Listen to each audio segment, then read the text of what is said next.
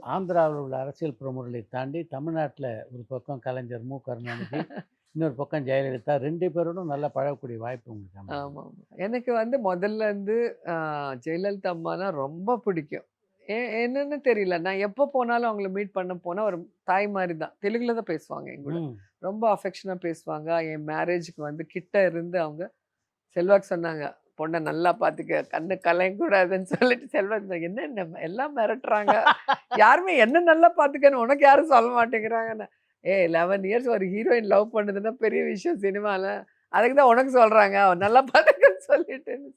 அன்னைக்கு வரும்போது கூட அவர் தள்ளி நின்னாரு.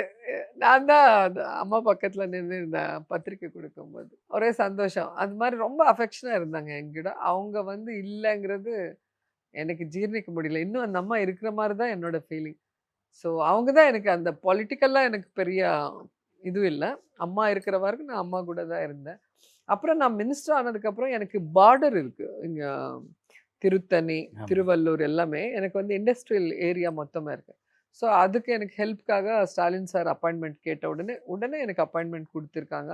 நான் போன உடனே அவங்க ரிசீவ் பண்ணிக்கிட்டு லெட்டர்ஸ் எல்லாம் ஃபார்வர்ட் பண்ணி எல்லாம் ஹெல்ப் பண்ணியிருக்காங்க. அது மட்டும் இல்லாம எங்க டிஸ்ட்ரிக்ட்ல வந்து தமிழ் ஸ்கூல்ஸ் இருக்கு. தமிழியன்ஸ் நெறைய பேர் ம். இருக்கிறதுனால, எங்களுக்கு அந்த டெக்ஸ்ட் புக்ஸஸ் எல்லாம் கிடைக்காது. ஆந்திரா கவர்மெண்ட்லேருந்து.